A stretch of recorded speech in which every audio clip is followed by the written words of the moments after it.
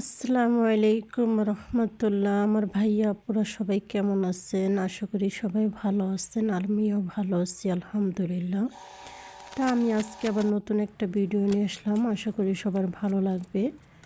আমি প্রথমে এখানে পেঁয়াজ, কাঁচামরিচ, রসুন, একটা গাজর, একটা টমেটো আমি এগুলো ছিলে নিতেছি। আজকে আমি একটা মুরগি ভুনার একটা রেসিপি শেয়ার করতেছি, আশা করি সবার ভালো লাগবে। এখন আমি এই যে পেঁয়াজটা ছিলে ধুয়ে এখন আমি কেটে নিতেছি, সুন্দর করে কুচি কুচি করে কেটে নিতেছি। আমি এখানে পেঁয়াজ, কাঁচামরিচ, রসুন এগুলো সবগুলো কেটে নিতেছি। আর এখানে আমি মুরগি ভুনাটা ঝালটা একদম কম দিব, এটা ঝাল বেশি দিব না, একদম অল্প ঝাল দিয়ে রান্না করব। এখন আমি তো টমেটোটাও কেটে নিলাম, এখন সব কিছু কেটে তারপর রেডি করে নিতেছি।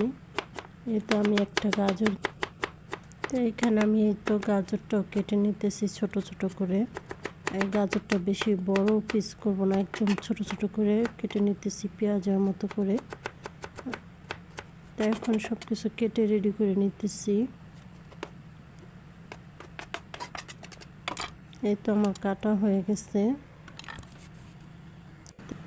এইখানে আমি মুরগিটা কেটে ধুয়ে পরিষ্কার করে রেখেছি, আর আপনারা দেখে বুঝতেছেন আর মুরগির পিসগুলো কত। আমি এখানে 1 চা চামচ আমি আদা রসুন পেস্ট দিলাম, পরিমাণ মতো লবণ দিলাম। আর এখানে 1/2 চামচ আমি হলুদের গুঁড়া, 1/2 চামচ ধনিয়ার গুঁড়া, 1/2 চামচ জিরার গুঁড়া, 1/2 চামচ গরম মশলার গুঁড়া, আর সামান্য একটু পরিমাণ আমি এখানে কালো গোলমরিচের গুঁড়া দিলাম। আর এখানে একটু সয়া সস দিয়েছি, একদম অল্প পরিমাণ। আর এখানে অল্প সামান্য একটু মাঝি দিয়েছি। আপনাদের যদি ভালো লাগে সয়া সসটা দিবেন, ভালো না লাগলে না দিলেও হবে। আমি এটা শুধু একটু টেস্টের জন্য সয়া সসটা ব্যবহার করলাম। আর এখন আমি মুরগিটা সুন্দর করে একটু মাখিয়ে নিলাম। এখানে আমি একটা কড়াই বসিয়ে দিলাম, তারপর এখানে আমি পেঁয়াজ কুচি দিয়ে দিলাম 1 কাপের মতো, আর সাথে আমি 2টা কাঁচামরিচ কুচি করে দিয়েছি। আর এটা আমি ঝাল একদম কম দিব। এখন আমি এখানে একটু রসুন কুচিও দিয়ে দিব সাথে।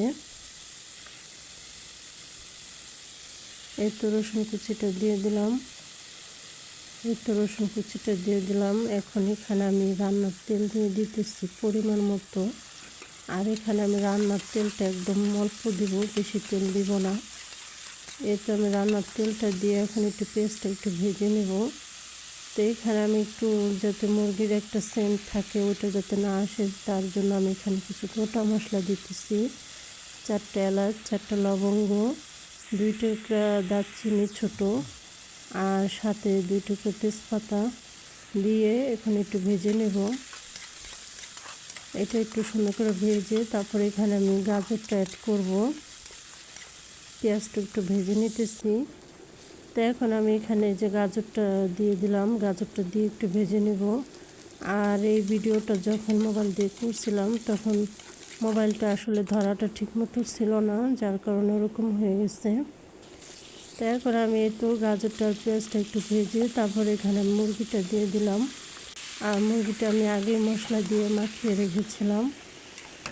তো এখানে আমি একটা টমেটো কুচি করে দিয়ে দিলাম সাথে।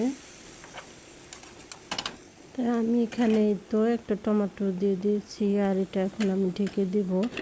আর এখানে আমি কোনো পানি অ্যাড করব না, এই মাংস থেকে অনেক পরিমাণ পানি বের হয়েছে, এখানে আমি কোনো পানি অ্যাড করি নেই। তো এখন এই পানিটা শুকিয়ে গেলে আমি পানিটা শুকিয়ে গেলে আমি নামিয়ে ফেলবো। আর এইভাবে রান্না করে আপনারা রুটি দিয়ে, গরম ভাত দিয়ে খেতে পারেন। এখন আমার রান্নাটা হয়ে গিয়েছে, এখন আমি সুন্দর করে পরিবেশন করে নিতেছি। আমি সুন্দর করে বেড়ে নিতেছি। আর প্লিজ আমার আপু ভাইয়ারা আমার ভিডিওটা ভালো লাগলে একটা লাইক দিবেন, চ্যানেলটা সাবস্ক্রাইব করবেন, একটু ভালোবাসা দিয়ে পাশে থাকবেন।